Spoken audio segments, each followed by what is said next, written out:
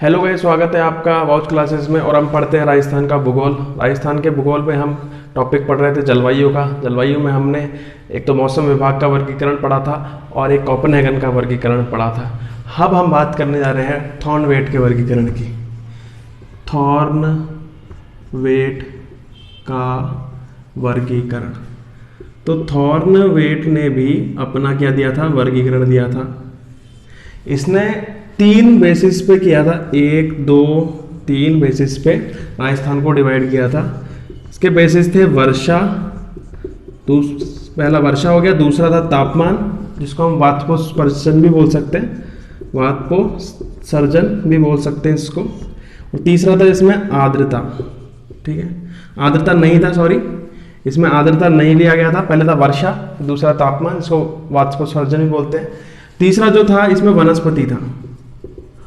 और विशेष रूप से ध्यान रखेंगे कि इसमें आर्द्रता नहीं था, आर्द्रता इसमें नहीं था। ठीक है, थॉर्नवेट का वर्गीकरण वर्षा, तापमान, वनस्पति के आधार पर, तापमान को वाष्पोत्सर्जन भी बोलते हैं, और इसमें आर्द्रता नहीं था। ठीक है, आर्द्रता के हिसाब से नहीं था। अब वनस्पति के हिसाब से भी किसने क्या रखा था, हमको याद है, हमने पढ़े थे, कोपेनहेगन ने किया था। और अब आएगा ट्रिवॉर्थो। ट्रिवॉर्थो ने भी सिर्फ कोपेनहेगन की कॉपी करी थी, तो वो भी वनस्पति के आधार पर था। इसने 4 पार्ट में जो डिवाइड किया था, पहला, दूसरा, तीसरा, चौथा। वो जो पार्ट थे, पहला था EA-W, दूसरा पार्ट था DB-W, तीसरा पार्ट था DA-W, चौथा पार्ट था CA-W। जो पहला पार्ट था उसको हम हमेशा क्या बोलते आए हैं, मरुस्थलीय बोलते आए हैं। ठीक है, तो इसको भी हम मरुस्थलीय बोलेंगे, मरुस्थलीय बोलेंगे। ठीक है, दूसरे पार्ट को क्या बोलेंगे, अर्धशुष्क बोलेंगे, क्योंकि मरुस्थलीय को हम शुष्क भी बोलते हैं। तो 4 पार्ट हमको याद है, शुष्क, अर्धशुष्क, और बीच वाला क्या होता है, उपाद्र, फिर क्या आता है, आर्द्र आता है। ठीक है, तो DA-W जो है वो है कौन सा है, उपाद्र, उपाद्र।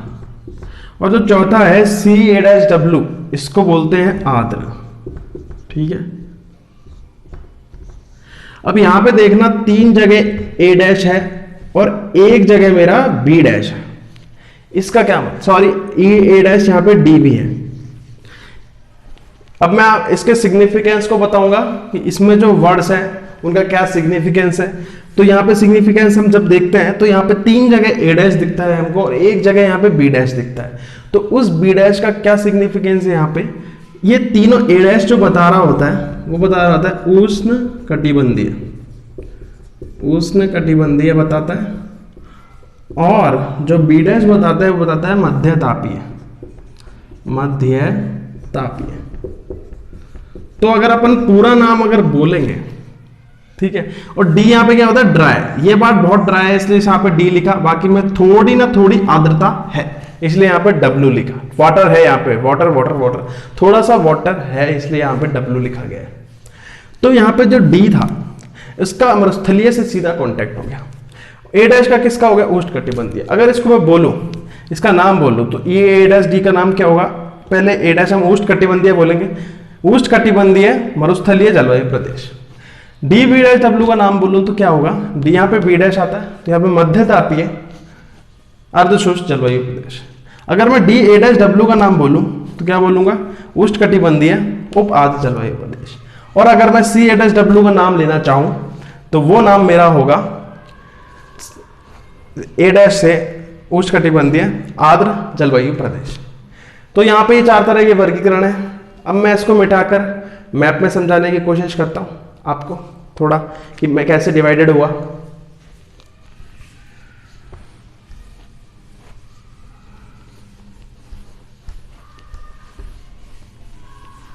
तो यहां पर हम बात करते हैं कि कैसे मैप में, पहले मैप बना लेते हैं राजस्थान का। राजस्थान का मैप बनाने की आपको प्रैक्टिस करनी है टाइम टू टाइम। ठीक है, क्योंकि अगर एक बार राजस्थान का मैप आपके हाथ चढ़ गया तो आपको दिक्कत नहीं आएगी। राजस्थान का मैप बन गया है यहाँ पर। राजस्थान का मैप बनाने के बाद मैं इसको 4 पार्ट में डिवाइड कर रहा हूँ, जैसे कि ट्रिवॉर्थो ने किया।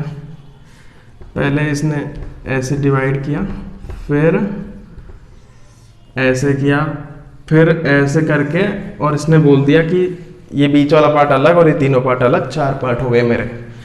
तो यहाँ पर पहला जो पार्ट था उसका प्रतिनिधित्व अगर इसने जैसलमेर बोला, दूसरे पार्ट का बोला बीकानेर, तीसरे पार्ट का बोला अजमेर, चौथे पार्ट का बोला डूंगरपुर। पहले पार्ट का नाम क्या है? E-A-D। दूसरे पार्ट का नाम क्या है? D-B-W। तीसरे पार्ट का नाम क्या है? D-A-W। और चौथे पार्ट का नाम क्या है? C-A-W। तो ये वाली बातें हैं कि ऐसे इसने 4 पार्टों में डिवाइड किया। इसमें वर्षा क्या होती है? 10 से 20। दूसरे पार्ट में वर्षा 30 से 40, यहाँ 40 से 60 हो गई, और यहाँ 80 या उससे ज़्यादा, 80, 100 या उससे ज़्यादा। आपको पता है दक्षिण पूर्वी, दक्षिण मतलब नीचे, पूर्वी मतलब इधर, मतलब दक्षिण पूर्वी मतलब इस पोर्शन की बात हो रही है, हाड़ौती वाले पोर्शन की। इसमें वर्षा क्या होती है? सबसे ज़्यादा होती है। तो पहले हम C-W बोलेंगे, 80, 100 या फिर उससे ज़्यादा वर्षा यहाँ पे होती है, वर्षा इससे ज़्यादा यहाँ पर होती है। तो इस तरह से इसने 4 पार्टों में डिवाइड किया राजस्थान को। अगर आपको क्वेश्चन ऐसे पूछा जा सकता है कि यहाँ तो देखो बीकानेर है, यहाँ जोधपुर है, ठीक है। अगर आपको बोले, और यहाँ पे नीचे जो आता है वो आता है बाड़मेर, ठीक है, बाड़मेर। अगर आपको बोले बीकानेर का पश्चिमी भाग किस में आता है, तो अगर पश्चिमी भाग बोले तो किस में आएगा? E-D में। और अगर बोले पूर्वी भाग वो किस में आएगा? D-B-W में। अगर आपको जोधपुर का पश्चिमी भाग पूछे तो वो किस में आएगा? E-D में। और जोधपुर का पूर्वी भाग पूछे तो वो किस में आएगा? D-A-W में, ठीक है। अगर आपको पूछे बाड़मेर का उत्तरी भाग, उत्तरी भाग मतलब ऊपर वाला पार्ट, तो उत्तरी भाग किस में आएगा? E-D में। और आपसे पूछे दक्षिणी भाग बाड़मेर का, दक्षिणी भाग किस में आएगा? D-A-W में। तो इन्हीं पे थोड़ा ज्यादा कंफ्यूजन होती है। बाकी में क्या होता है कि जयपुर पूछा, अगर अलवर पूछा, भरतपुर पूछा, धौलपुर पूछा, तो इनमें जरूरत नहीं है। और या फिर बूंदी, बारा, झालावाड़, या हाड़ौती वाले पूछे, बूंदी, बारा, झालावाड़, ठीक है, ये बारा यहाँ पर आ जाएगा, बारा, बूंदी, बारा, झालावाड़, ठीक है, कोटा, ठीक है। तो ये अगर पूछे तो इनको पता है हमको कि ये C-W में आएंगे। अगर पूछे डूंगरपुर, बांसवाड़ा, प्रतापगढ़, ठीक है, तो हमको ये पता है ये वाले C-W आएंगे। ज़्यादातर जो प्रॉब्लम फेस करी जाती है वो इन वाले राज्यों में करी जाती है, और एग्जाम वाला भी इन्हीं राज्यों में से, बीकानेर, जोधपुर, बाड़मेर, इन्हीं राज्यों में से देने की कोशिश करता है आपको। तो ये चीज ध्यान रखेंगे। अगला हम बात करेंगे ट्रिवॉर्थो का वर्गीकरण। अब हम बात करेंगे ट्रिवॉर्थो के वर्गीकरण के बारे में। ट्रिवॉर्थो ने कैसे वर्गीकरण किया था राजस्थान का? तो ट्रिवॉर्थो ने जो वर्गीकरण किया था वो क्या था? वनस्पति के आधार पर, वनस्पति के आधार पर किया था। और इसका वर्गीकरण मिलता जुलता है कोपेनहेगन के वर्गीकरण का। मतलब इसने कोपेनहेगन के वर्गीकरण की क्या की थी? कॉपी की थी। तो इसने जो डिवाइड किया था राजस्थान को वो क्या था? 4 पार्टों में, उस तरह से ही, ठीक है।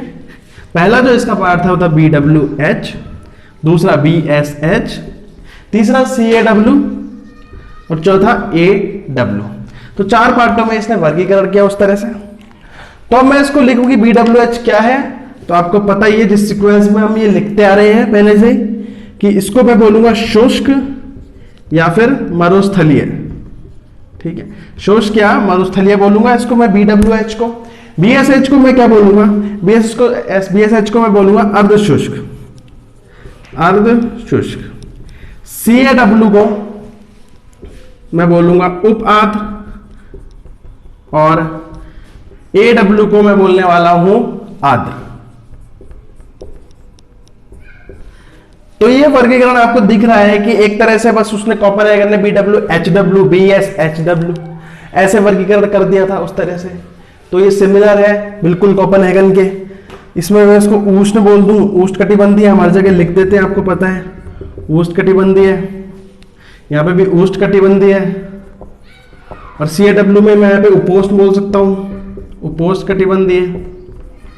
ठीक है, ऐसे हम लिख सकते हैं अगर कंप्लीट नाम अगर पूछा जाए तो इसके बाद हम जलवायु के विशेषताओं के बारे में पढ़ेंगे। ये हमारा जलवायु का जो टॉपिक है वो अपने आखिरी स्टेज पर है।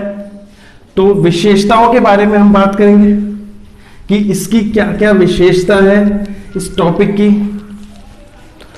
तो राजस्थान में जलवायु की विशेषता, जलवायु की विशेषता, इसके बारे में हम बात करें तो यहां की जो जलवायु है वो कैसी है, शुष्क एवं आर्द्र, आर्द्र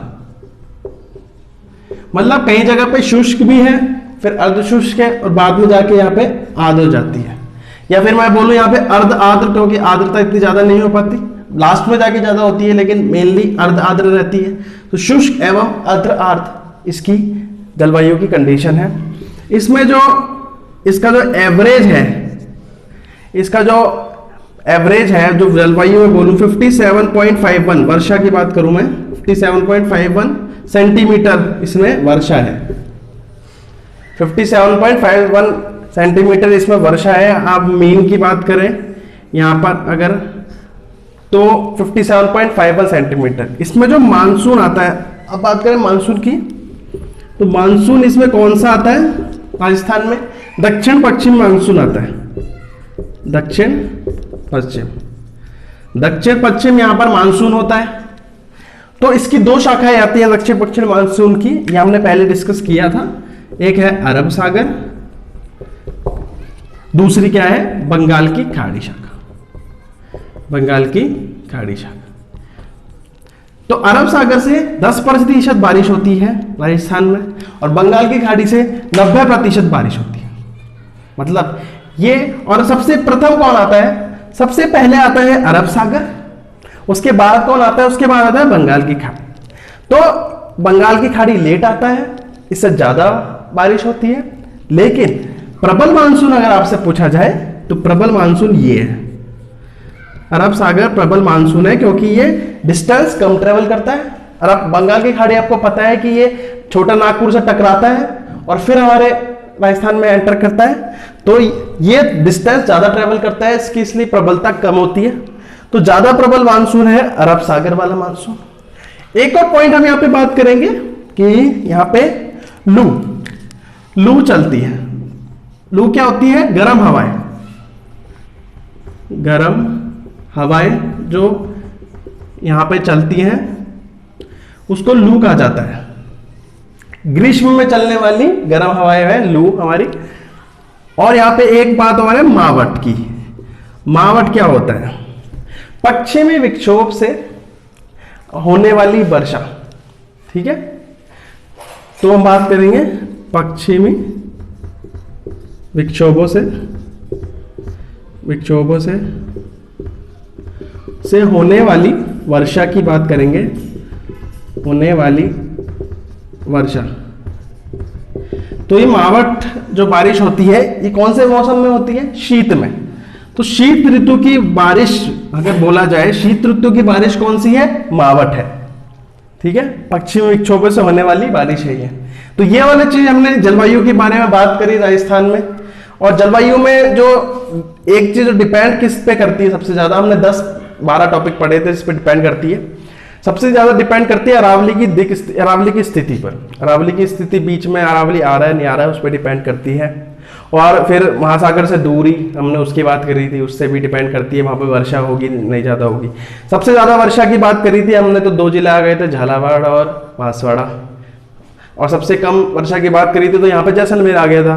तो हमने ये टॉपिक पूरा जलवायु का कवर करा है। अगली बार हम मिनरल्स के बारे में पढ़ेंगे राजस्थान।